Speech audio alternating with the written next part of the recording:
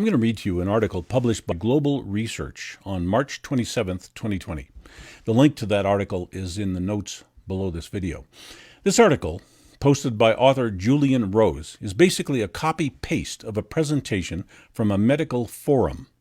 The original presenter, identified as a widely respected professional scientist in the U.S., prefers to stay anonymous, because presenting any facts or information which may be contrary to official narratives can cause negative consequences for any medical professional who discloses that information.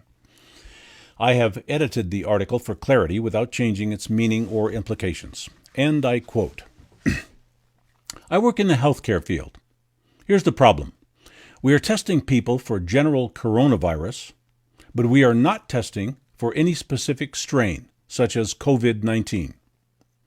There are no reliable tests for any specific COVID-19 virus.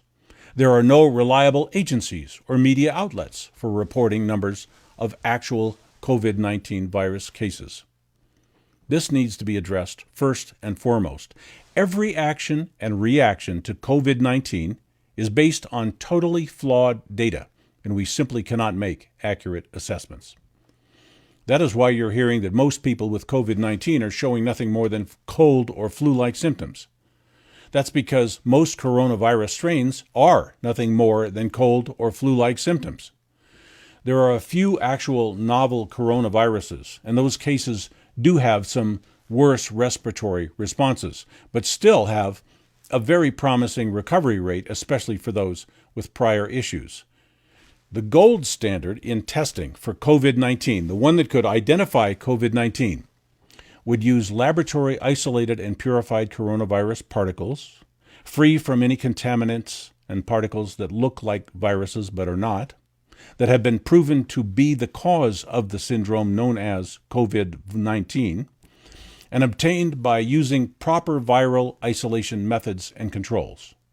But the type of testing being done, some of which are referred to as PCR, do not detect the virus as such.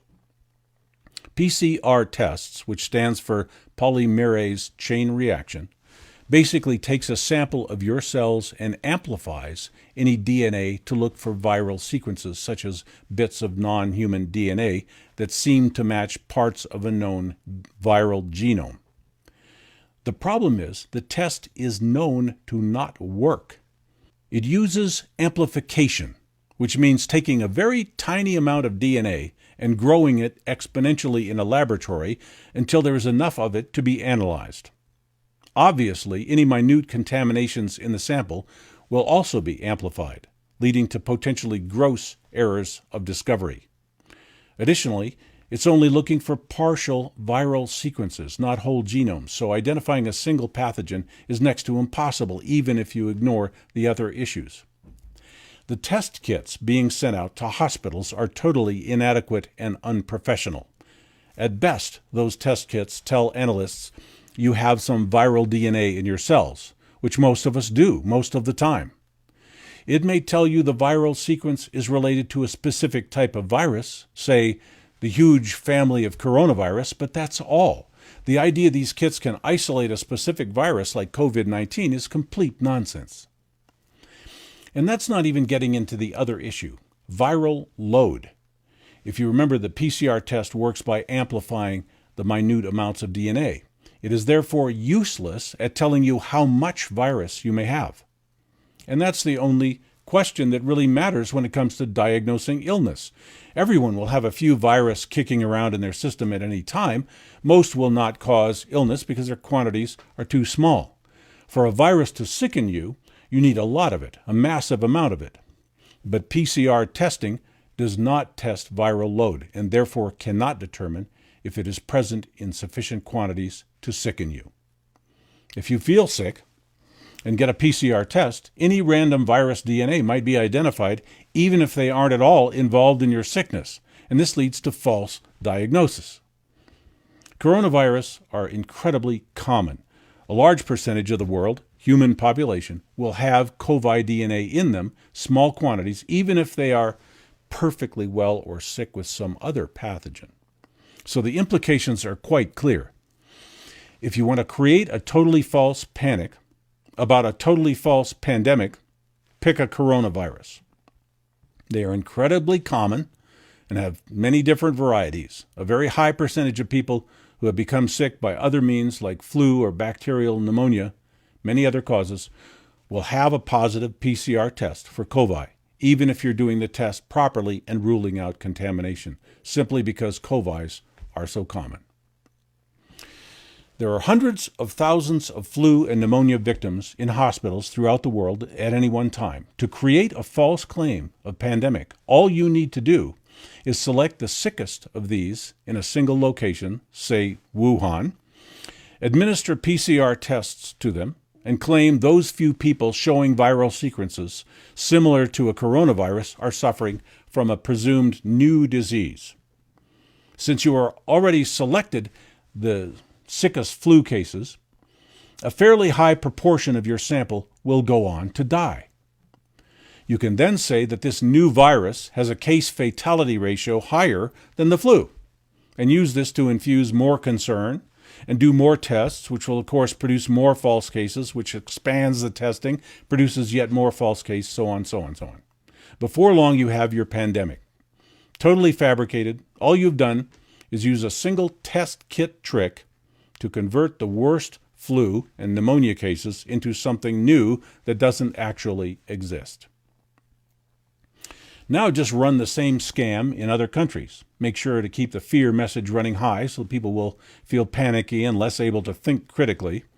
Your only problem is going to be that because there's no actual new deadly pathogen, but just regular sick people, you are mislabeling your case numbers and especially your deaths. So your actual deaths attributable to coronavirus are going to be way too low for a real new deadly virus pandemic. But they are preventing people from pointing this out in several ways. First, they claim this is just the beginning and more deaths are imminent. They use this as an excuse to quarantine everyone and then claim the quarantine prevented the expected millions of dead. Second, they tell people that minimizing or downplaying the dangers is irresponsible and bully people into not talking about the real numbers. Third, they talk nonsense about made-up numbers, hoping to blind people with pseudoscience. And then fourth, they start testing well people, who of course will also likely have shreds of coronavirus DNA in them, and thereby inflate the statistics with people with no symptoms. Then they spin that to sound deadly, even though any virologist knows the more symptomless cases you have, the less deadly is your pathogen.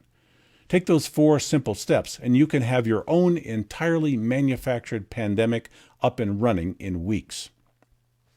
But the fact is, no one can say there's a pandemic when there is no accurate or proper testing being done.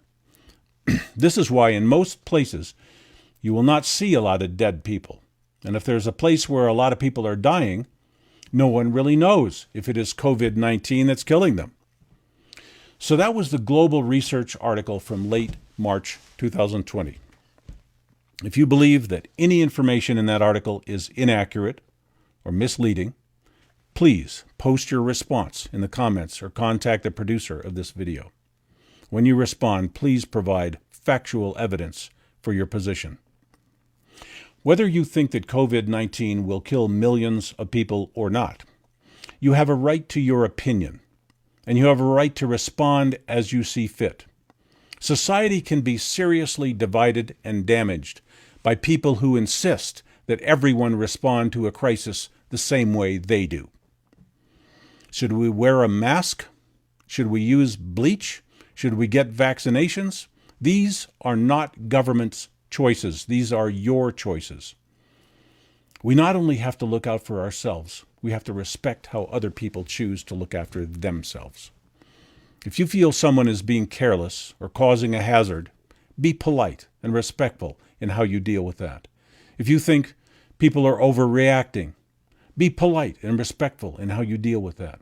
When we are fighting among ourselves, we simply invite the state to intervene with force, violence, and control, and that is something no one needs.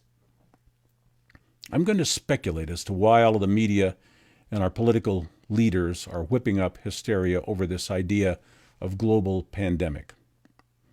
Our central banks and our governments have created a financial crisis by using unbacked, debt-based fiat currency, unlimited government borrowing, and impossibly escalating levels of taxation to service all the debt. We are very near now the end of our monetary cycle where debt can no longer be sustained. Currencies everywhere are being overprinted and nearing collapse. Equity markets are irreparably overvalued, and our currency systems must undergo a major reset. As they desperately issue helicopter money for bailouts and giveaways, the currency will sharply inflate, and trillions of dollars of monetary value will simply disappear for most of us, as those who control currency will collect that wealth. In this process, many people worldwide will suffer losses, poverty, disruption, and sacrifice. Most people are not aware that this disaster was predictable and inevitable. Bankers and elite officials do know what is coming, and they know that people will see that they are to blame for this disaster unless they can come up with a scapegoat. Scapegoats come in the form of things like terrorism, global warming, and global viral pandemics.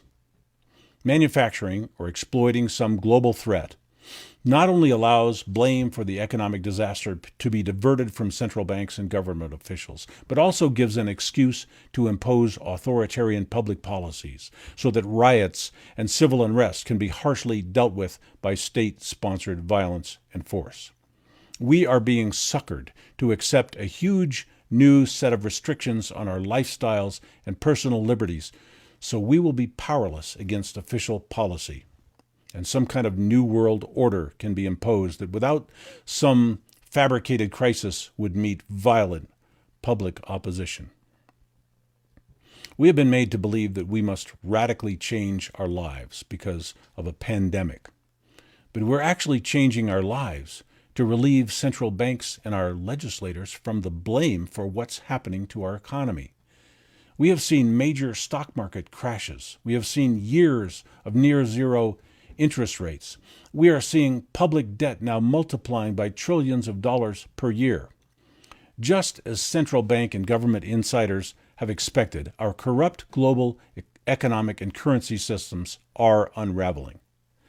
We now see that not only is public debt unsustainable, but even corporate and private debt are at levels where that debt can never be paid off. It's a mathematical impossibility. The cause of the collapse, the depression, the austerity, poverty, and social disorder is not a COVID-19 pandemic. The cause of the economic collapse is worthless, unbacked, debt-based currency, bad economic policy, greed, and irresponsible conduct by government and central bankers, and their belief that they can plunder the world's workers and business owners decade after decade until everything crashes, then pass the blame off onto some unrelated calamity that they either create themselves or exploit to their benefit. In 1913, when the Federal Reserve was created, future economic disasters like we are seeing today were unavoidable. But you are being asked to blame a virus for this supposedly unexpected economic meltdown. The lockdowns, the people forced to not work, the companies forced to not produce, the debtors who will be made unable to pay their debts, the quarantines, curfews, martial law tactics imposed, this whole insane reaction to an alleged pandemic will cause major economic damage. That is what it's designed to do. So all economic failures and crises from now on can be blamed on a virus, not on the people who created the economic corruption in the first place. We do not need to beat a virus. We need to prevent another fake, unbacked currency from replacing the last one. We need to prevent debt and taxation from accruing to pay for exploding public debt and financial mismanagement. We need to demand that no one pledge our future labor to pay for their greedy indulgences. As we slather our living spaces with toxic sanitizing chemicals. As we give up our true social contacts and become even more addicted to our tracked and monitored electronic social media platforms. As we allow idiotic government policies to close our businesses and destroy our jobs, would this not be a good time to think for ourselves and consider whether we are being told the truth, whether we are being used and set up by liars and corrupt officials for their own benefit? Can we do anything to reclaim our lives, our prosperity and hope? Or will we simply believe whatever we are told and obey whatever we are told to do? Obedience and complacency can be good, or it can be a terrible mistake. Trusting media and politicians can be good, or it can be a terrible mistake. I would argue that trusting this pandemic hysteria and participating in economic suicide is a terrible mistake.